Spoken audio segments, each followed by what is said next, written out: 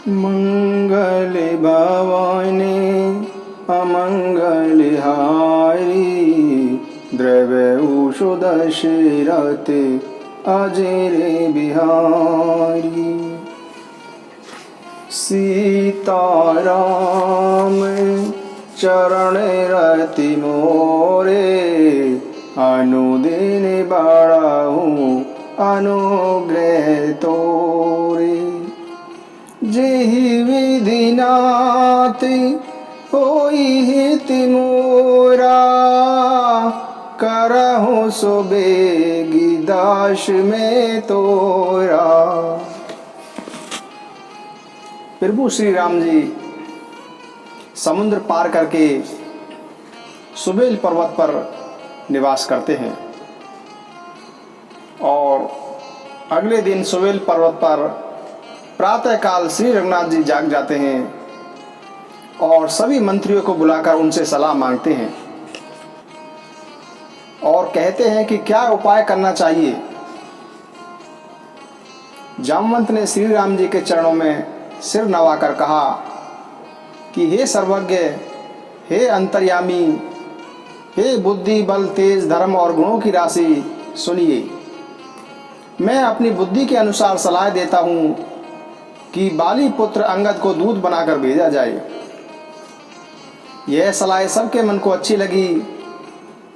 कृपा निदान श्री रामचंद्र जी अंगद से बोले कि हे बल बुद्धि और गुणों के धाम बाली पुत्र, तुम इस काम के लिए लंका जाओ। तुमको समझाकर क्या कहूँ, मैं जानता हूँ कि तुम परम चतुर हो। शत्रु से वही बात करना जिससे हमारा काम हो जाए और उसका कल्याण भी हो। प्रभु की आज्ञा मानकर उनके चरणों की वंदना करके अंगद जी उठे और बोले कि हे भगवान, आप जिस पर कृपा करें वही गुणों का सागर हो जाता है। स्वामी के सब कार्य स्वयं ही सिद्ध हैं। यह तो प्रभु ने मुझे आदर प्रदान किया है जो मुझे अपने कार्य पर भेज रहे हैं। ऐसा सोचकर युवराज अंगद का हृदय आनंदित और शरीर पुलकित हो उठा। चरण वंदना करके तथा भगवान की कृपा को हृदय में रखकर एवं सबको सिर नवाकर अंगद चले। प्रभु प्रताप को हृदय में धारण किए हुए रणबांकरे बालीपुत्र अंगद स्वभाव से ही निर्भय हैं। लंका में प्रवेश करते ही रावण के पुत्र से भेंट हो गई जो वहां खेल रहा था। बातों ही बातों में दोनों में झगड़ा बढ़ गया। दोनों ही अतुल बलवान थे और फिर दोनों की युवा अवस्था थी। उसने अंगद पर अपनी लात उठाई। अंगद ने वही पैर पकड़कर उसे घुमाकर जमीन पर मार गिराया। राक्षस समूह ऐसे योद्धा को देखकर भाग चले। वे डर के मारे पुकार भी न सके। वे एक दूसरे को असली बात भी नहीं बतलाते। रावण के पुत्र का वध हुआ समझकर सब चुप रह गए। नगर भर में कोलाहल मच गया कि जिसने लंका जलाई थी वही बानर फिर आ गया है। सबके सब डरे हुए थे और विचार कर रहे थे कि अब क्या होगा। वे उस बानर से इतने भयभीत थे कि बिना पूछे ही उसे रावण के दरबार का रास्ता बता रहे थे। अंगद जी दृष्टि उठाकर जिसे भी देख लेते उसी के प्राण सूख जाते।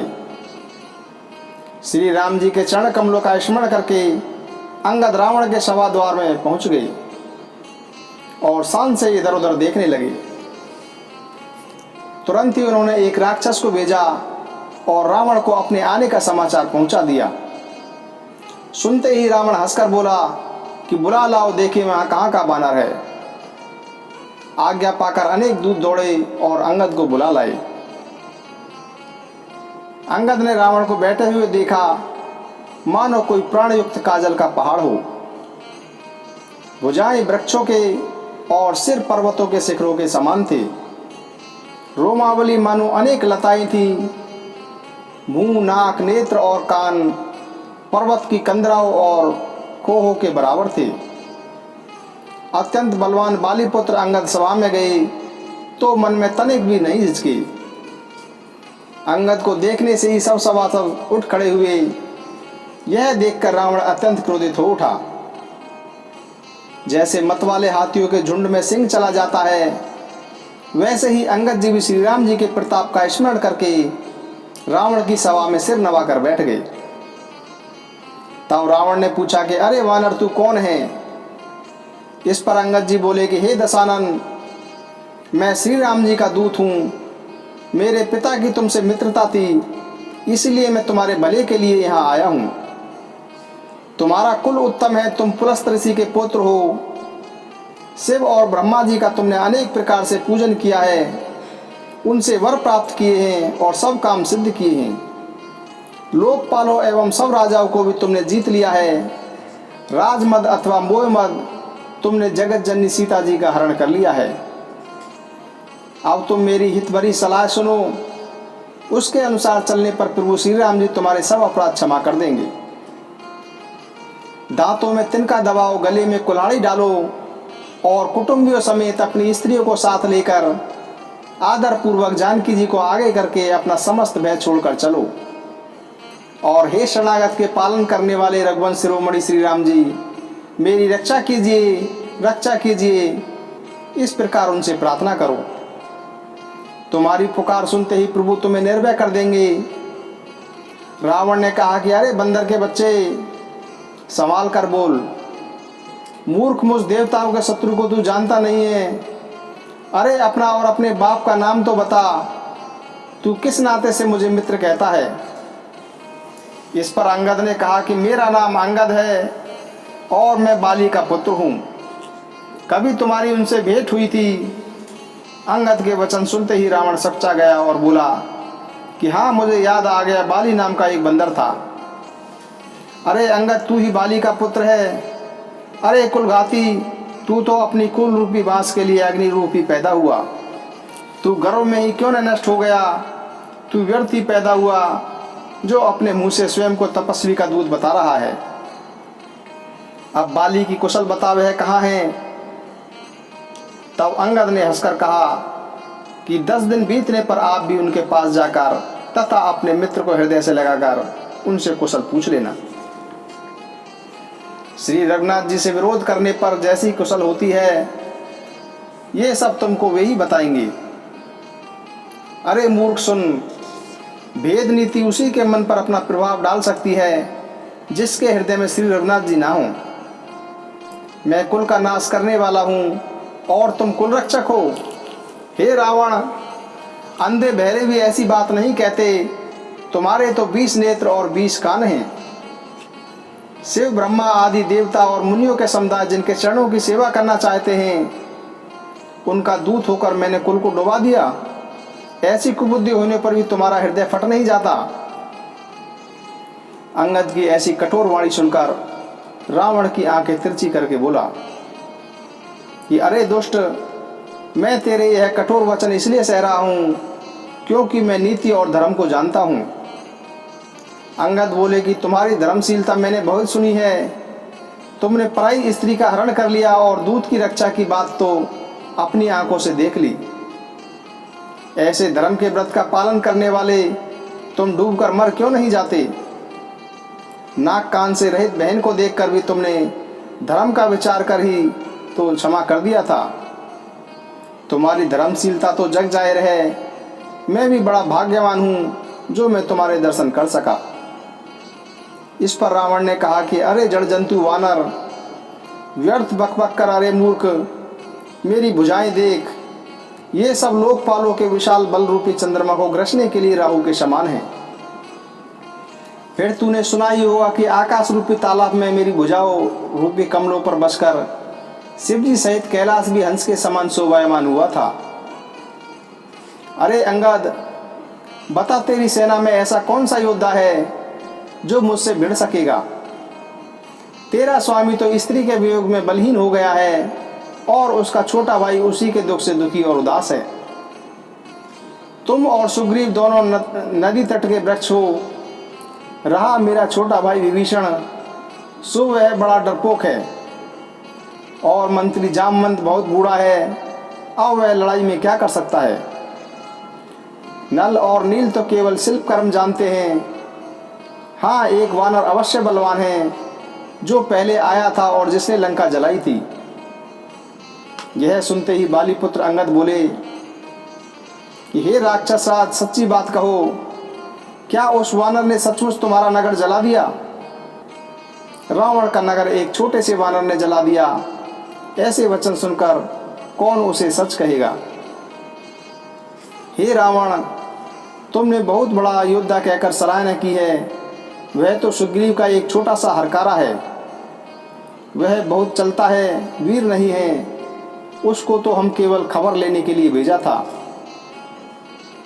क्या सचमुच ही उस वानर ने प्रभु की आज्ञा पाए बिना ही तुम्हारा नगर जला दिया? लगता है इसी डर से वह लौटकर सुग्रीव के पास नहीं गया और कहीं छिप गया।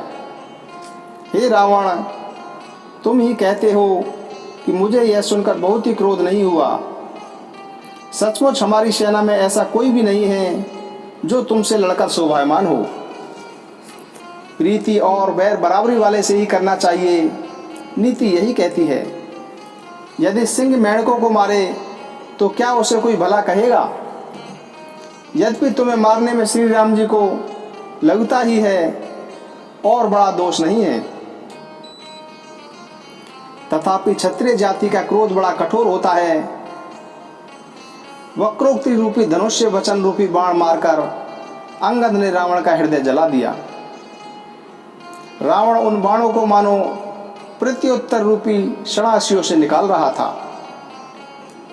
रावण हंसकर बोला कि बंदर में एक बड़ा ही गुण यह है कि जो उसे पालता है वह उसका अनेकों प्रकार से भला करने की चेष्टा करता है। बंदर धन्य है जो अपने मालिक के लिए लाज छोड़कर जहां तहां नाच दिखाता है, नाच कूद कर लोगों को रिझाकर मालिक का हित करता है। यह उसके धर्म की निपुणता है। हे अंगद, यह तेरा जाति गुण है। तू अपने मालिक के गुण इस प्रकार क्यों न बखान करेगा? मैं गुणों का आदर करने वाला और समझदार हूँ, इसीलिए तेरी जली कटी बकवास पर ध्यान नहीं देता। अंगद ने कहा कि तुम्हारी सच्ची गुण ग्राहकता तो मुझे हनुमान ने सुना दी थी। उसने अशोक वन को तहस नहस करके तुम्हारे पुत्र को मारकर नगर को जला दिया था। तो भी तुमने अपनी गुण ग्राहकता के कारण यही समझा कि उसने तुम्हारा कुछ भी अपकार नहीं किया। हे दशग्रीव, तुम्हारा वही सुंदर स्वभाव विचार कर मैंने कुछ धृष्टता की है। हनुमान ने जो कुछ कहा था उसे आकर मैंने प्रत्यक्ष देख लिया। तो मैंने लज्जा ही है, न क्रोध है और न ही चिढ़ ही है। रावण बोला कि अरे बानर, तेरी ऐसी बुद्धि है, इसीलिए तो तू अपने बाप को खा गया। यह कहकर रावण हंसा। अंगद ने उत्तर दिया कि पिता को खाकर मैं तुझे भी खा डालता, परंतु अभी कुछ और ही बात मेरी समझ में आ रही है। अरे नीच अभिमानी, बाली के निर्मल यश को कारण जानकर ही मैं तुम्हें नहीं मारता। रावण, यह तो बता कि संसार में कितने रावण हैं। मैंने जितने रावण अपने कानों से सुन रखे हैं उन्हें सुन। एक रावण तो बलि को जीतने पाताल में गया था। तब बच्चों ने उसे घुड़साल में बांध दिया। बालक खेलते थे और खेल ही खेल में उसे मारते थे। बलि को दया आई और तब उन्होंने उसे छुड़ा दिया। एक रावण को सहस्रबाहु ने देखा और दौड़कर उसे एक विचित्र जंतु समझकर पकड़ लिया। तमाशे के लिए वह उसे घर ले गया। तब पुलस्त मुनि ने उसे छुड़ाया। और एक रावण की बात कहने में मुझे संकोच हो रहा है। वह बहुत दिनों तक बाली की कांख में रहा था। तुम इनमें से कौन से रावण हो? लज्जा छोड़कर सच सच बताओ। इस पर रावण ने कहा कि अरे मूर्ख, सुन, मैं वही बलवान रावण हूँ जिसकी भुजाओं की लीला कैलाश पर्वत जानता है, जिसकी वीरता को महादेव जी भी जानते हैं, जिन्हें अपने सिर रूपी पुष्प चढ़ाकर मैंने पूजा था। सिर रूपी कमलों को अपने हाथों से उतार कर मैंने अनेक बार शिव जी की पूजा की है। अरे मूर्ख, मेरी भुजाओं का पराक्रम तो दिक्पाल भी जानते हैं, जिनके हृदय में वह आज भी चुभ रहा है। दिशाओं के हाथी मेरी छाती की कठोरता को जानते हैं। जब जब मैं उनसे जबरदस्ती भिड़ा, उनके भयानक दांत मेरी छाती में अपना चिन्ह भी नहीं बना सके, अपितु मेरी छाती में लगते ही वे मूलों की तरह टूट गए, जिसके चलते समय पृथ्वी ऐसे हिलती है जैसे मतवाली हाथी के चढ़ते समय छोटी नाव। मैं वही जगत प्रसिद्ध प्रतापी रावण हूँ। अरे झूठी बकवाद करने वाले, क्या तूने मुझे कभी नहीं सुना? उस पर रावण को तू छोटा कहता है और मनुष्य की बड़ाई करता है। अरे दुष्ट असभ्य तुच्छ बंदर, मैंने तेरे को समझ लिया। रावण के वचन सुनकर अंगद क्रोध से बोले कि अरे नीच अभिमानी, संभाल कर बोल।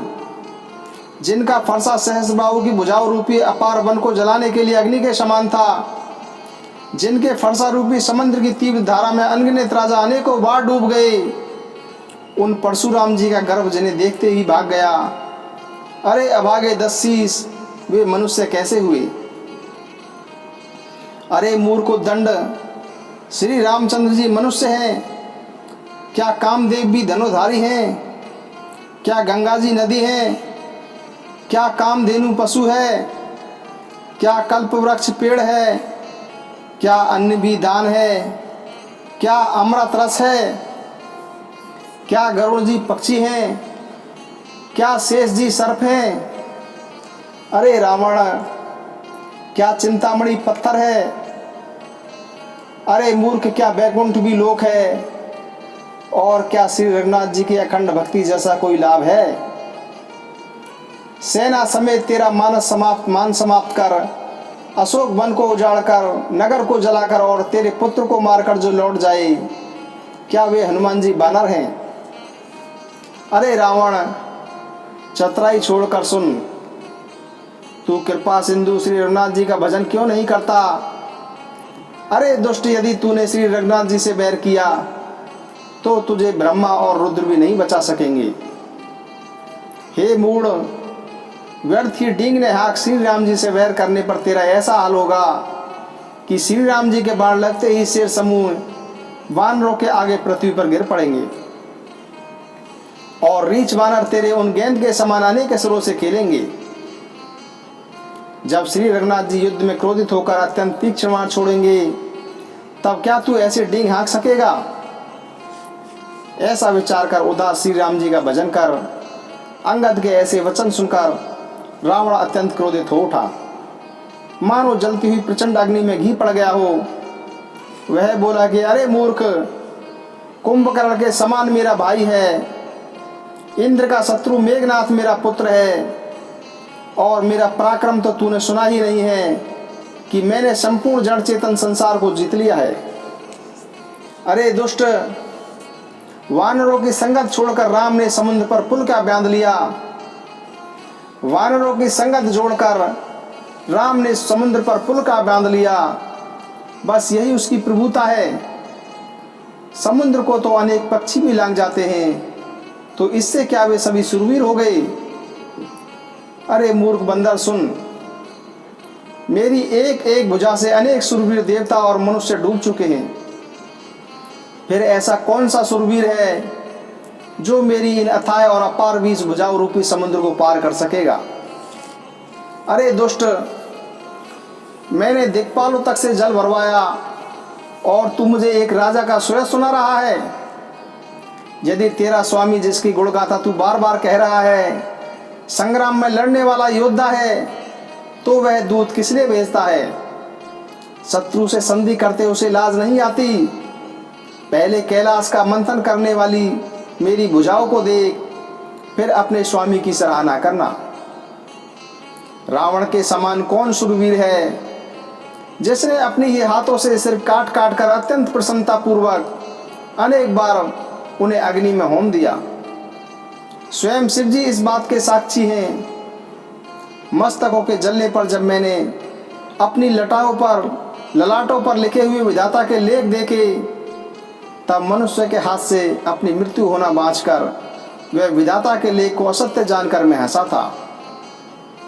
उस बात का स्मरण करके भी मेरे मन में डर नहीं है, क्योंकि मैं समझता हूँ कि बूढ़े ब्रह्मा ने बुद्धि भ्रम के कारण ऐसा लिख दिया।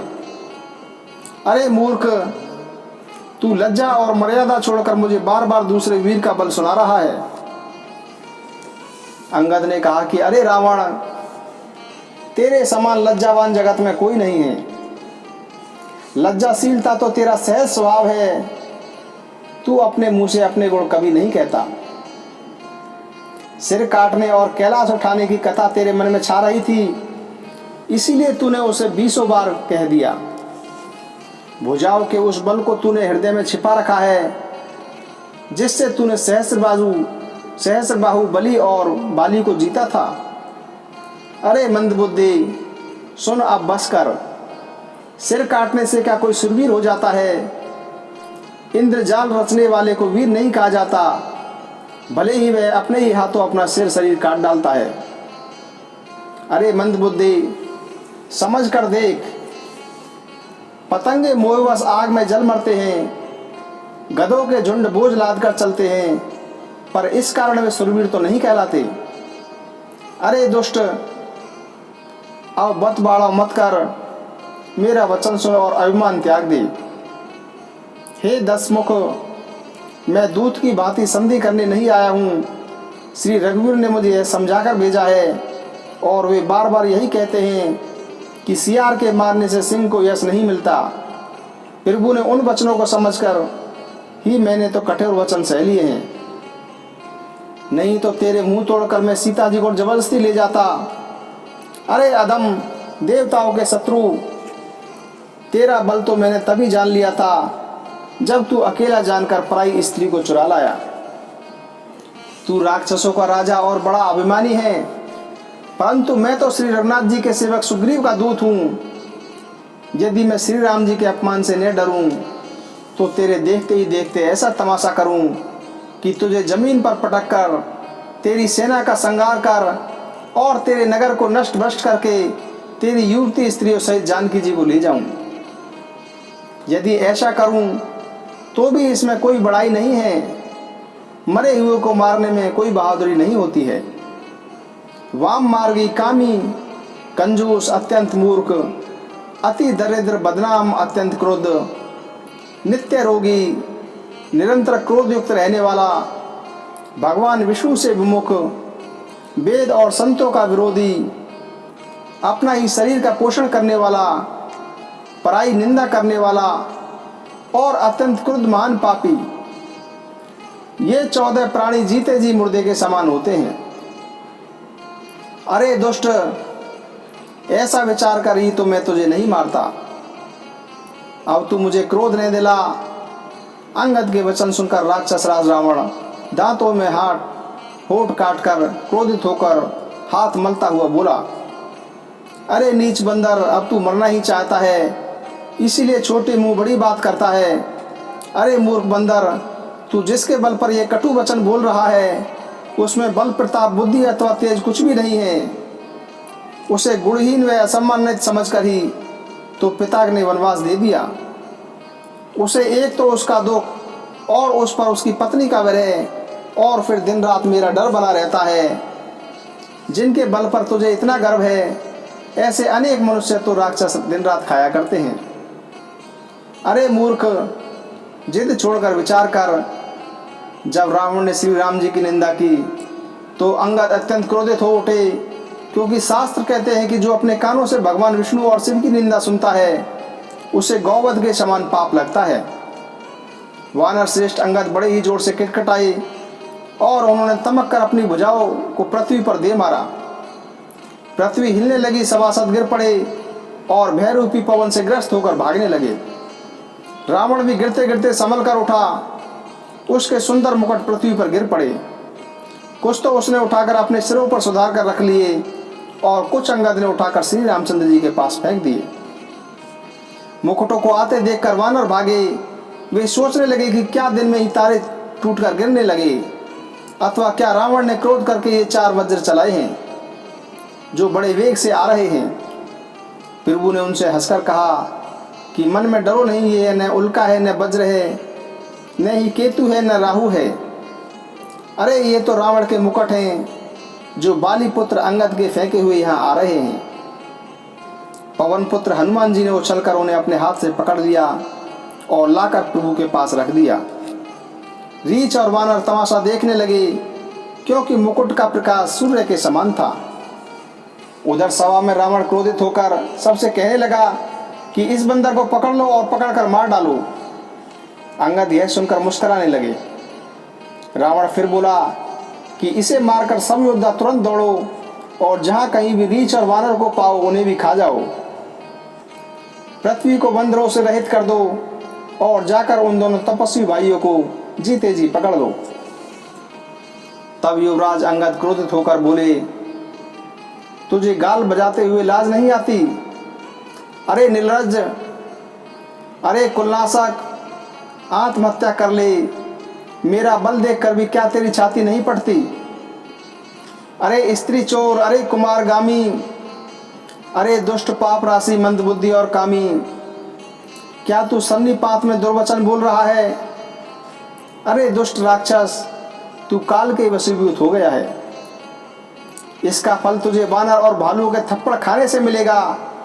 राम मनुष्य है ऐसा बोलते ही तेरी जीभ गिर नहीं पड़ती। इसमें शंका नहीं है कि तेरी जीभ अकेले नहीं अपितु तेरे सिरों के साथ रणभूमि में गिरेगी। अरे दशकंद, जिसने एक ही बाण से बाली को मार डाला वह मनुष्य कैसे हुए? अरे कुजाती मूर्ख, 20 आंखों वाले, 20 आंख होने पर भी तू अंधा है। तेरे जन्म को धिक्कार है। श्री रामचंद्र जी के बाण समूह तेरे रक्त के प्यासे हैं। केवल इस डर से बकवास करने वाले नीच राक्षस मैं तुझे छोड़ता हूँ। मैं तेरे दांत तोड़ सकता हूँ पर क्या करूँ, श्री रघुनाथ जी ने मुझे आज्ञा नहीं दी है। ऐसा क्रोध आता है कि तेरे 10 मुंह तोड़ डालूं पर तेरी लंका को पकड़कर समुद्र में डुबो दूं। तेरी लंका गूलर के फल के समान है और तुम सब कीड़े निडर होकर उसमें रह रहे हो। मैं बानर हूँ, मुझे इस फल को खाते क्या देर लगेगी, पर श्री रामचंद्र जी ने वैसी आज्ञा नहीं दी है। अंगद की बातें सुनकर रावण मुस्कुराया और बोला कि अरे मूर्ख, झूठ बोलना तूने कहाँ से सीखा? बाली ने तो कभी इस प्रकार गाल नहीं बजाए। जान पड़ता है कि तपस्वियों से मिलकर बकवास करने वाला हो गया है। इस पर अंगद ने कहा कि अरे 20 भुजाओं वाले, यदि तेरी 10 जीवें मैंने नहीं उखाड़ ली तो सचमुच में मैं बकवासी हूँ। श्री रामचंद्र जी के प्रताप को याद कर अंगद क्रोधित हो उठे और उन्होंने रावण की सभा में दृढ़ता पूर्वक अपना पैर जमा दिया और कहा कि अरे मूर्ख, यदि तू मेरा चरण हटा सके तो श्री राम जी लौट जाएंगे। मैं सीता जी को हार गया। रावण ने कहा कि हे वीरो, सुनो, इस बंदर के पैर पकड़कर इस पृथ्वी पर उछाड़ दो। इस पर मेघनाथ आदि अनेक बलवान योद्धा इधर उधर से प्रसन्नता पूर्वक होकर उठे। वे पूरे बल से अनेक उपाय करके झपटे पर पैर बिल्कुल भी हिलता नहीं था। पैर बिल्कुल भी नहीं टला। तब सिर नीचा करके सब अपने अपने स्थान पर जा बैठे। काकभूषण जी कहते हैं कि राक्षस फिर उठकर झपटते, परंतु हे गरुण जी, अंगद का चरण उनसे उसी प्रकार नहीं टलता जैसे विषय पुरुष मोह रूपी वृक्ष को नहीं उखाड़ सकते। करोड़ों वीर योद्धा जो बल में मेघनाथ के समान थे प्रसन्न होकर उठे, बार बार झपटे। जब वानर का चरण नहीं उठ सका तब लज्जा के मारे सिर नवाकर बैठ गए। जैसे करोड़ों विघ्न आने पर भी संत का मन नीति नहीं छोड़ता, उसी प्रकार अंगद का चरण पृथ्वी को नहीं छोड़ता। यह देखकर रावण का अभिमान दूर हो गया। अंगद का बल देखकर सब हृदय में हार गए। तब अंगद ने ललकारने पर रावण स्वयं उठा। जब वह अंगद का चरण पकड़ने लगा तब बाली कुमार अंगद बोले कि मेरा चरण पकड़ने से तू बच नहीं सकेगा। अरे मूर्ख, तू जाकर श्री राम जी के चरण क्यों नहीं पकड़ता? यह सुनकर रावण अपने मन में सब कर लौट गया। उसकी सारी शोभा समाप्त हो गई। वह ऐसा तेजहीन हो गया जैसे दोपहर में चंद्रमा दिखाई देता है। वह सिर नीचा कर अपने सिंहासन पर जा बैठा, मानो सारी संपत्ति गंवा बैठा हो। श्री रामचंद्र जी पूरे संसार की आत्मा और प्राणों के स्वामी हैं। उनसे विमुख रहने वाला शांति नहीं पा सकता। शिव जी कहते हैं कि हे उमा, जिन श्री रामचंद्र जी के भुवों के इशारे से विश्व उत्पन्न होकर नाश को प्राप्त होता है, जो तृण को ब्रज और ब्रज को तृण बना देते हैं, उनके दूत का प्रण कहो कैसे टल सकता है। फिर अंगद ने अनेक प्रकार से नीति समझाई, पर रावण का काल निकट आ गया था, वह नहीं समझा। तब शत्रु के गर्व को चूर करके अंगद ने उसे श्री रामचंद्र जी का सोयस सुनाया और फिर यह कहकर चल दिया कि रणभूमि में तुझे खिला खिला कर मारूंगा, अभी क्या बड़ाई करूं। अंगद ने पहले ही उसके पुत्र को मार डाला था। वह संवाद सुनकर रावण दुखी हो गया। अंगद का प्रण देखकर सब राक्षस भय से व्याकुल हो गए। शत्रु के बल का मर्दन कर बल की राशि बाली पुत्र अंगद ने हर्षित होकर आकर श्री रामचंद्र जी के चरण कमल पकड़ लिए। उनका शरीर पुलकित और नेत्रों में आनंद भर आया। मंगले भवन अमंगल हारे, द्रवहु सुदशरथि अजिरे बिहारी। राम सिया राम जय जय राम, राम सिया राम जय जय राम। रघुकुल रीति सदा चली आई, प्राण जाए पर वचन न जाई। राम सिया राम जय जय राम, राम सिया राम जय जय राम। जाकी रही भावना जैसी, प्रभु मूरति देखी तिनि तैसी। राम सिया राम जय जय राम। जेष काम नर सुनहि जे गावहीं, सुख संपत्ति नाना विधि पावहीं। राम सिया राम जय जय राम, राम सिया राम जय जय राम। सुमति कुमति सबके उर रही, नाते पुराण निगम असि कही। जहाँ सुमति ते संपत्ति नाना, जहाँ कुमति ते विपत्ति निदाना। राम सिया राम जय जय राम। गोद्विज देनु देवहितकारी, कृपा सिंधु मानुष तनुधारी। राम सिया राम जय जय राम। प्रभु पितु मातु मित्र गुरु स्वामी, पूज्य परम हित अंतर जामी। राम सिया राम जय जय राम, राम सिया राम जय जय राम। सुनहु उमा ते लोग अभागी, हरि तज होई विषय अनुरागी। राम सिया राम जय जय राम, राम सिया राम जय जय राम। उमा राम शम हित जग माही, गुरु पितु मातु बंधु प्रभु नाही। सुर नर मुनि सबके यह रीति, स्वार्थ लागी करई शव प्रीति। राम सिया राम जय जय राम, राम सिया राम जय जय राम। निज अनुभव अब कहूँ खगेशा, बिनु हरि भजन न जाहि कलेशा। राम कृपा बिनु सुनु खगराई, जानी न जाई राम प्रभुताई। राम सिया राम जय जय राम, राम सिया राम जय जय राम। भाये कुबाए अलख आलस हूँ, नाम जपत मंगल दिस दस हूँ। राम सिया राम जय जय राम।